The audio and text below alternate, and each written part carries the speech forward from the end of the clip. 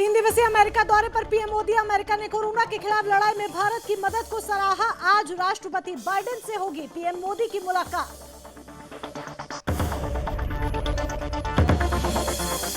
Himachal cabinet में बड़ा फैसला, 27 सितंबर से खुलेंगे स्कूल, तो शिक्षा विभाग में 8000 पद भरने की मिली मंजूरी। जेबीटी, सी&वी के अब 5 साल में होंगे तबादले।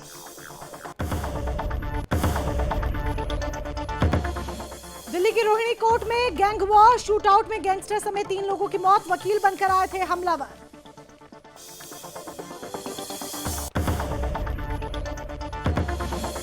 असम में मंदिर की जमीन से अतिक्रमण हटाने गई पुलिस पर जिहादियों ने किया हमला। 9 पुलिसकर्मी गंभीर रूप से घायल। जवाबी कार्रवाई में 2 जिहादी ढेर।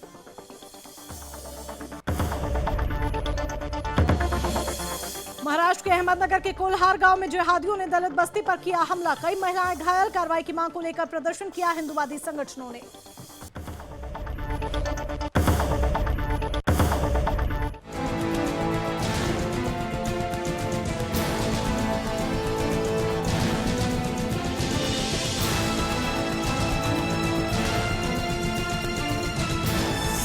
आप देख रहे हैं सुदर्शन न्यूज। नमस्कार, आप देख रहे हैं सुदर्शन यूपी और मैं हूं आपके साथ मोनिका ग्रोवर। सबसे पहले बात उत्तर प्रदेश के बरेली की, जहां पर एफसीआई गोदाम मैनेजर का काला कारनामा सामने आया है। आपको बता दें कि एफसीआई प्रबंधक ने राइस मिलर्स और क्रय केंद्र के ठेकेदारों से लाखों रुपए की अवैध वसूली की है। वहीं इस मामले की शिकायत पीड़ित पक्ष के ठेकेदार सहित कई लोगों ने थाने में की, जिसके बाद पुलिस ने मामला दर्ज किया। फिलहाल मामले की जांच पड़ताल की जा रही है।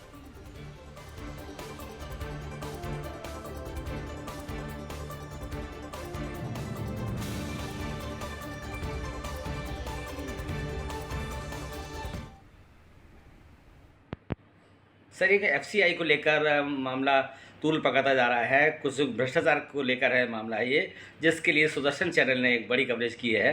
क्या है सर पूरा मामला, बताएं।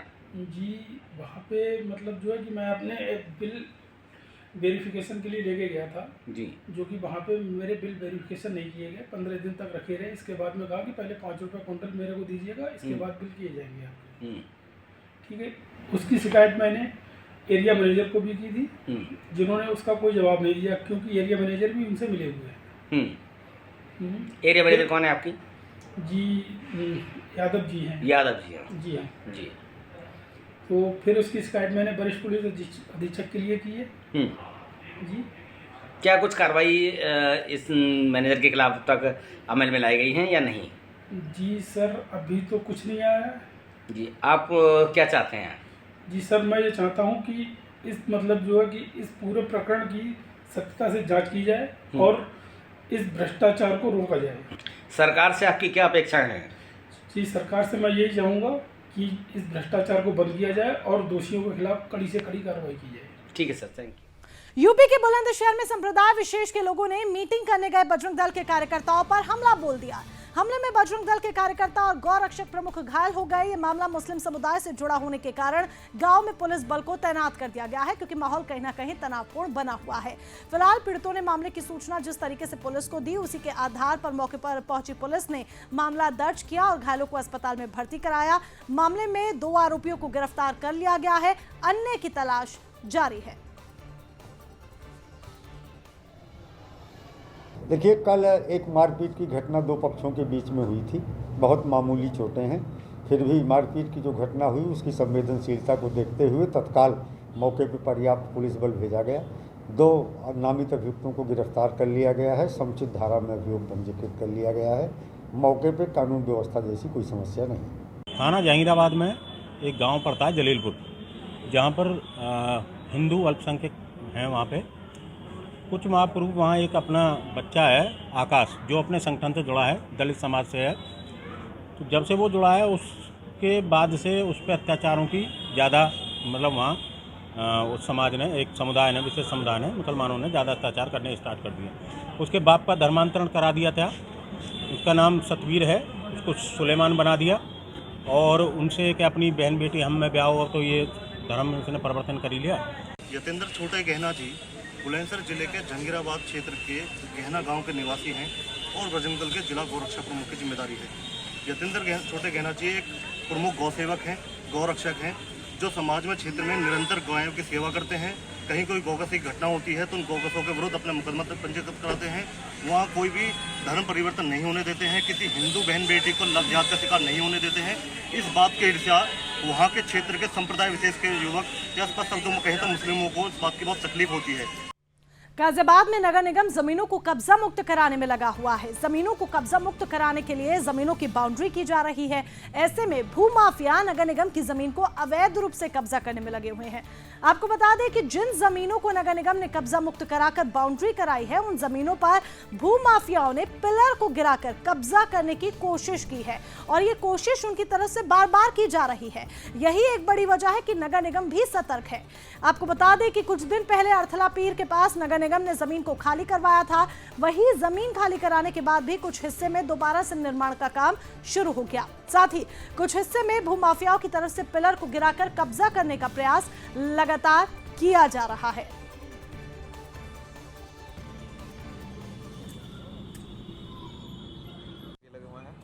ये तो यही तोड़ एक बार हम लोग इसको पहले खाली करा चुके हैं और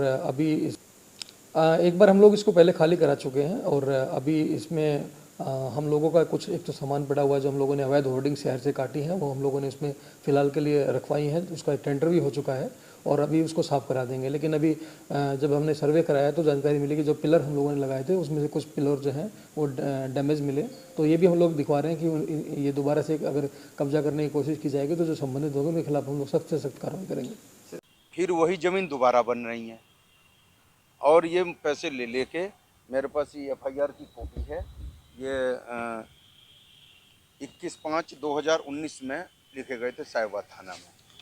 ये नगर निगम द्वारा लिखवाए गए थे। इसमें 9 लोग शामिल हैं। अलग अलग ये FIR हुई थी और इन लोगों से एक एक मकान वालों से 5-5, 4-4 लाख रुपए लेकर के संपत्ति अधिकारी और आज तक कार्रवाई नहीं किए। और नगर आयुक्त साहब को ये गुमराह करते हैं जांच के नाम पे। और ये सब नगर निगम की भूमि है, 50 बीघा ज़मीन। अगर उच्च स्तरीय जांच करवाई जाए तो इसमें दूध का दूध और पानी का पानी हो जाए। एक तो कोरोना का कहर तो दूसरी तरफ वायरल फीवर, डेंगू, मलेरिया, ये मौसमी बीमारियां भी लोगों को परेशान कर रही हैं। हरदोई की अगर हम बात करते हैं तो हरदोई में वायरल फीवर, डेंगू और मलेरिया का कहर थमने का नाम नहीं ले रहा। जिला अस्पतालों में बुखार के मरीजों की संख्या लगातार बढ़ रही है। आपको बता दें कि वायरल बुखार ज्यादातर बच्चों को अपनी चपेट में ले रहा है। अस्पतालों में बुखार की मरीज ज्यादा मिल रहे हैं। इसी क्रम में जिलाधिकारी ने अस्पताल प्रशासन को साफ सफाई को लेकर कड़े निर्देश जारी किए हैं। जिलाधिकारी ने आम नागरिकों से भी स्वच्छता और बीमारी से बचाव के लिए अपील की है। इतना ही नहीं, जिलाधिकारी ने शहर से लेकर गांव तक दवाइयों का छिड़काव करने के आदेश जारी किए।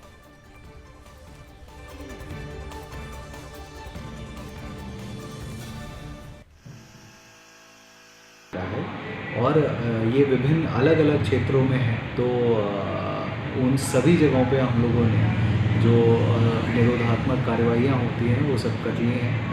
स्प्रे करा दिया गया है और सैम्पलिंग भी करा दी गई है वहाँ पे जो और लोग रहते हैं उस क्षेत्र में। और जो हमारा जो एंटी लार्वा का छिड़काव है वो भी कराया गया है। और जो हम लोगों को ये कार्रवाइयाँ रहती है, सोर्स रिडक्शन की जितनी कार्रवाई हैं वो सब हम लोगों के द्वारा कर ली गई हैं उन क्षेत्रों में। हम लोग इसको डेली इसकी समीक्षा मेरे स्तर पे भी की जाती है। कहीं कोई आता है केस तो उसमें जो हमारे DPRO हैं, अगर नगरीय क्षेत्र है तो EOs हैं, उनको हम लोग इंफॉर्मेशन प्रोवाइड कर देते हैं। उनके स्तर से भी सैनिटाइजेशन और ये कार्रवाई की जा रही है। मथुरा में आयुष्मान कार्ड बनाने में तेजी लाने के लिए कलेक्ट्रेट सभागार में एक बैठक का आयोजन किया गया। बैठक में जिलाधिकारी ने सभागार में 3 साल आयुष्मान के स्वास्थ्य और सम्मान के कार्यक्रम में व्यक्त किए। जिलाधिकारी ने आयुष्मान कार्ड में अच्छा काम करने वाले आरोग्य मित्र चिकित्सा संस्थान लाभार्थियों को भी सम्मानित किया। साथ ही जिलाधिकारी ने आशा और आंगनवाड़ी के माध्यम से हर पात्र घरों को चिन्हित कर उनके आयुष्मान कार्ड बनाने के निर्देश दिए। इतना ही नहीं, जिलाधिकारी ने मुख्य चिकित्सा अधिकारी को सभी ब्लॉक में कैंप लगाकर नए आयुष्मान कार्ड बनाने के भी आदेश जारी किए।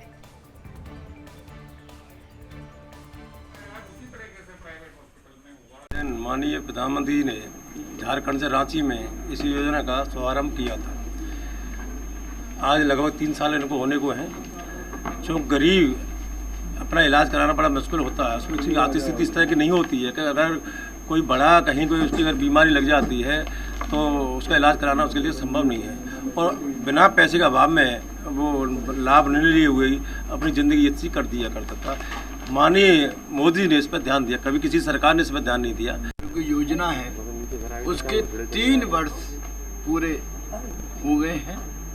उसी परिप्रेक्ष्य में जनपदों में, हर जनपद में जिलाधिकारी के महोदय की उपस्थिति में, स्वास्थ्य विभाग के सीएमओ सभी की उपस्थिति में जो कार्य हो रहे हैं उन सबका यहाँ पर आपने देखा। जिन्होंने लाभ लिया उनको भी प्रोत्साहित किया गया, जिन्होंने इसका फ़ायदा उठाया वो भी प्रोत्साहित किए गए।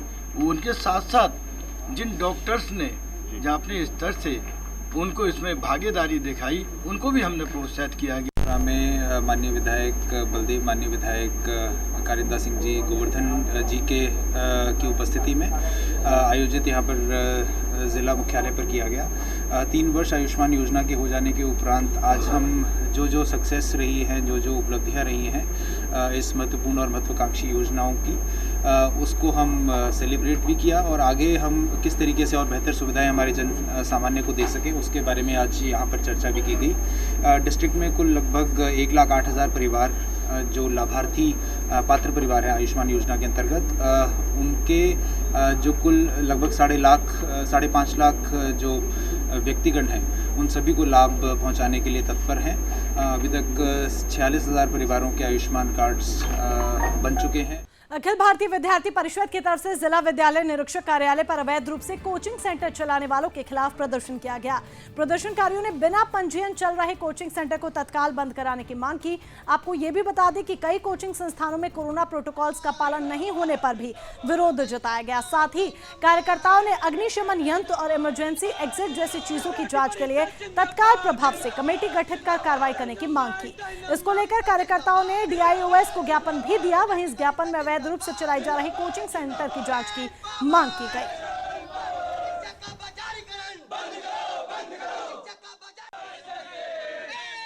आज अखिल भारतीय विद्यार्थी परिषद मेरठ प्रांत मुरादाबाद महानगर की इकाई द्वारा ये ज्ञापन DIOS साहब को सौंपा जाएगा, जिसमें प्रमुख मांगे हमारी अवैध कोचिंग सेंटर के खिलाफ हैं। जैसे कि अभी जो हमारे मुरादाबाद में जो अवैध कोचिंग सेंटर चल रहे हैं, जिनमें जो बिना किसी पंजीकरण संख्या के हैं और आबादी के क्षेत्र में जो नियमावली है उसके अनुसार किसी भी आबादी क्षेत्र में कोई भी कोचिंग सेंटर नहीं खुल सकता है। ऐसे बहुत सारे कोचिंग सेंटर हैं जो बिल्कुल बीच आबादी में है, जिसका कहीं ना कहीं नुकसान हमारी जनता को, छात्रों को होगा। अगली खबर यूपी के संभल से है, जहां पर बहजोई थाना क्षेत्र में वायरल वीडियो पर संज्ञान लिया गया। इस वीडियो में सीएम योगी की सभा होने के बाद एक युवक और उसके कुछ साथियों की तरफ से सभा स्थल पर पहुंचकर अभद्र भाषा का प्रयोग करते हुए धार्मिक मामलों में टिप्पणी की गई थी। मामले को लेकर क्षेत्र की जनता ने विरोध किया। साथ ही प्रशासन ने तत्काल कार्रवाई करते हुए मामला दर्ज कर आरोपी युवक को गिरफ्तार कर जेल भेज दिया है। फिलहाल मामले में युवक से पूछताछ की जा रही है। रवाना होने के पश्चात एक युवक जिसका नाम थाना बहजोई के अंतर्गत कल 22 सितंबर को एक वायरल वीडियो का संज्ञान लिया गया। इस वीडियो में 21 सितंबर को माननीय मुख्यमंत्री जी की सभा जो कैला देवी मंदिर के पास में हुए मैदान में हुई थी, उसमें पुलिस बल तथा वहां पर साज सामग्री के रवाना होने के पश्चात एक युवक जिसका नाम भावेश यादव है, ये उस स्थान पर पहुंचकर माननीय मुख्यमंत्री जी के लिए अभद्र भाषा का प्रयोग करते हुए कुछ धार्मिक कृत्य कर रहा है। इससे आसपास के गांवों में तथा क्षेत्र में हुआ। इस सबको ध्यान में रखते हुए इसको प्रिवेंटिव धाराओं के अंतर्गत अरेस्ट। संत कबीरनगर में घाघरा नदी की कटान से MBD बांध पर खतरा बढ़ता जा रहा है। कटान को काबू करने के लिए सिंचाई विभाग 15 दिनों से लगा हुआ है। घाघरा नदी बांध के बिल्कुल करीब पहुंच गई है, जिससे गांव के लोगों में डर बना हुआ है। आपको ये भी बता दें कि इस साल घाघरा नदी कटान करते हुए भारी तबाही मचा सकती है। गांव वालों का कहना है कि अब तक करीब 500 मीटर खेती योग्य भूमि को अपने में समाहित करते हुए नदी आगे बढ़ रही है। कटान रोकने के लिए सिंचाई विभाग के लोग बोरी का जाल बनाकर नदी में डाल रहे हैं, जिससे नदी अपने में समाहित करते हुए आगे बढ़ती जा रही है।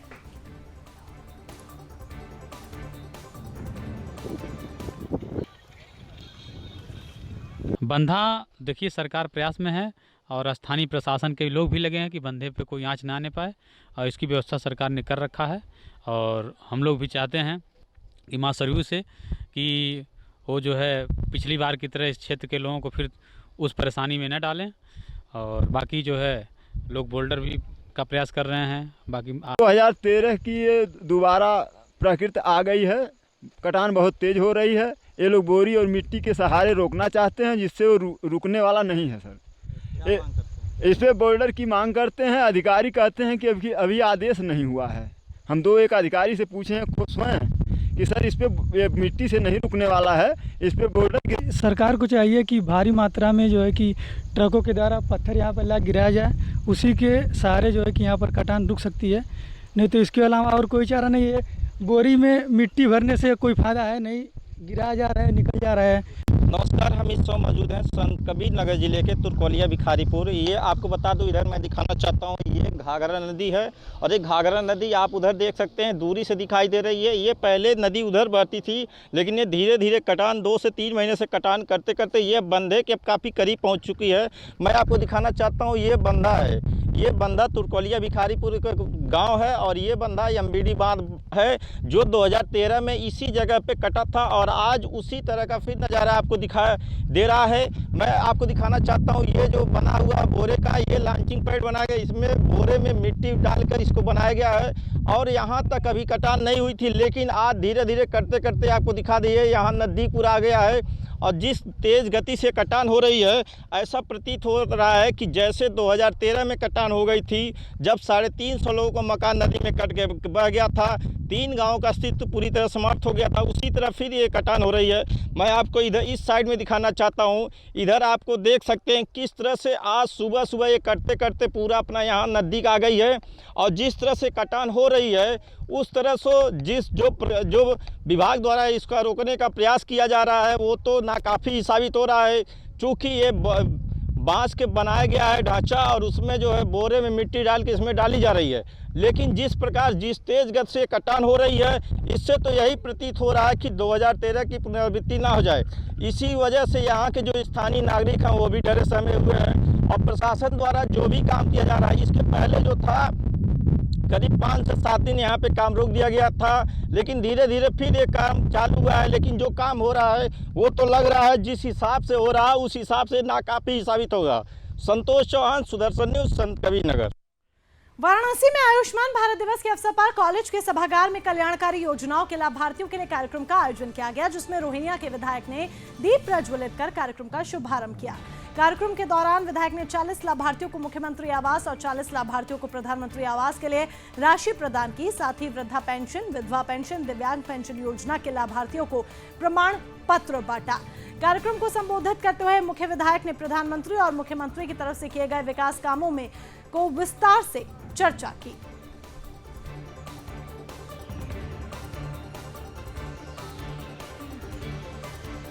और इसी के साथ फिलहाल के लिए मेरे साथ बस इतना ही, लेकिन तमाम महत्वपूर्ण खबरों के लिए आप जुड़े रहें सुदर्शन यूपी के साथ। जय हिंद।